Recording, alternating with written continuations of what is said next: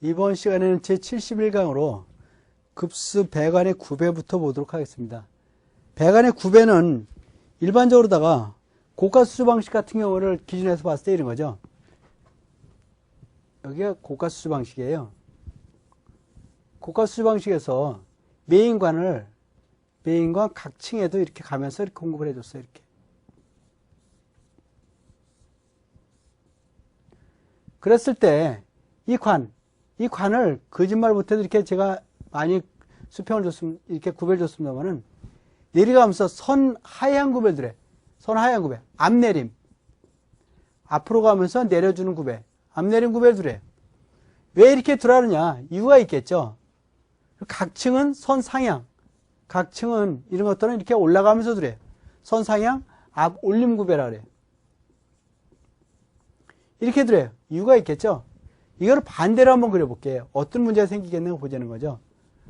그래서 이렇게 내려와서 주는데 이렇게도 따라해보세요. 그리고 내려와서는 이렇게 이런 식으로 됐어요. 그래서 올라가면서 이렇게 공급을 했다고 보세요.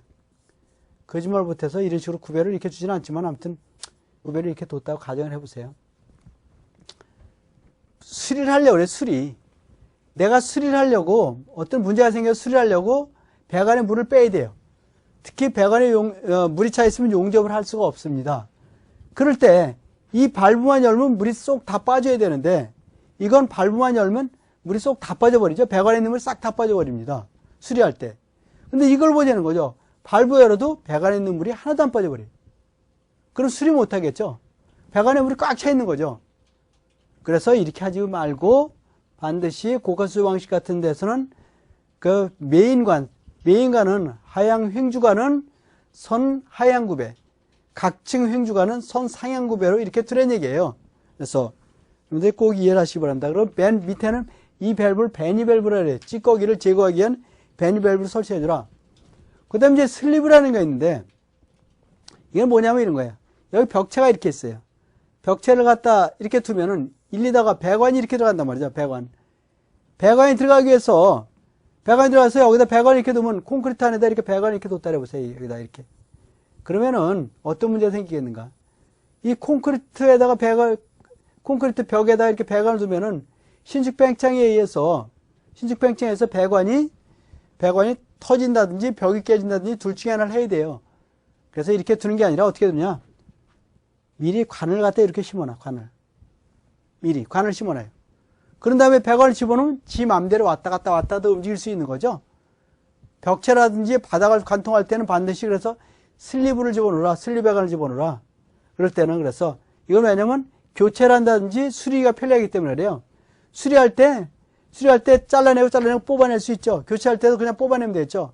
그래서 교체나 수리에 편리하기 위해서 반드시 벽체나 벽을 관통할 때는 벽체라든지 바닥을 관통할 때는 슬리브 배관을 해주라. 그런 얘기입니다.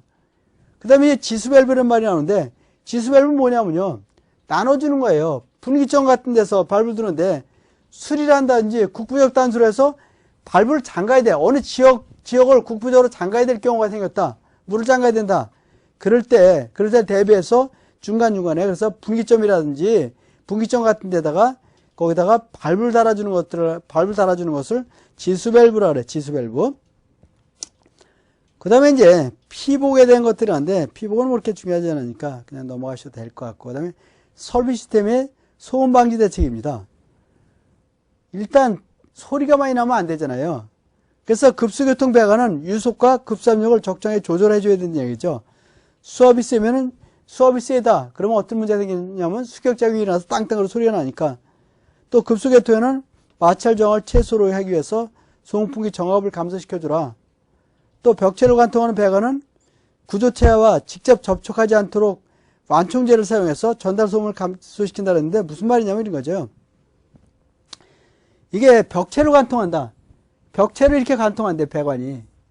그랬을 때는 구조체 측에 다 깨지면 안 돼요. 닿으면은 여기서 배관에서 물이 흔들흔들 대다 어떤 소리가 난다 할 때 바로 구조체를 통해서 소리가 많이 나면 소리가 직접 전달되잖아요. 그래서 이럴 때는 이 사이에다가 이렇게 슬리브 배관 같은 걸 하고 나서 이 사이에다가 뭐를 집어넣어서 완충제 역할을 하게끔 그래서 음을 좀 줄여주기 위해서 그렇게 해주려는 얘기겠죠. 그래서 또 이중바닥을 설치해주라. 이중바닥을 설치해서 진동이 많이 발생할 때는 이중바닥을 설치한다든지 아니면 방지제를 설치해주라는 얘기겠죠. 다섯 번째, 이 소음이 공기로 전달될 때는 실내에다가는 흡음재를 설치해요. 외벽에는 차음재를 설치해줘야 된다. 이건 앞에서 외벽에 대한 소음 방지 대책에서 나왔던 그런 내용들이겠죠. 여섯 번째로다가 소음이 구조체를 통한 전달할 때는 제진제, 그래서 진동을 방지해서 제진제를 설치해서 소음과 구조체의 직접적인 접촉을 차단시켜주라. 그런 내용이겠죠. 그러니까 결국은 여기에다 완충제를 집어넣는 거나 거의 비슷한 내용이겠죠. 그래서 소음풍계통에는 플래너미라든지 소음기를 설치해서 소리를 좀 줄여주라는 얘기겠죠. 그런 것은. 그 다음에 이제, 그래서 지금까지 봤던 이런 내용들. 그래서 급수계통은 수압을 적당히 조절해주고, 마찰 소음풍기를 정압을 감소시켜주고, 그 다음에 이런 벽체를 간다는 접촉하지 완충을 사용하는데, 바로 이거하고는 거의 비슷한 내용들이겠죠? 이럴 때는.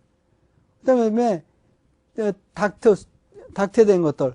그 다음에 그거죠. 소음이 여기서 방지를 설치하거나 뜬 바닥. 이거 뜬 바닥. 플로아 액세스라 그래가지고, 그래서 뜬 바닥으로 해주라는 거죠. 바닥 또는 이중바닥으로 한다든지 또는 이렇게 뜬 바닥으로 해주래요. 실내 전체를 갖다가. 또는 소음이 공기 전달음인 경우에는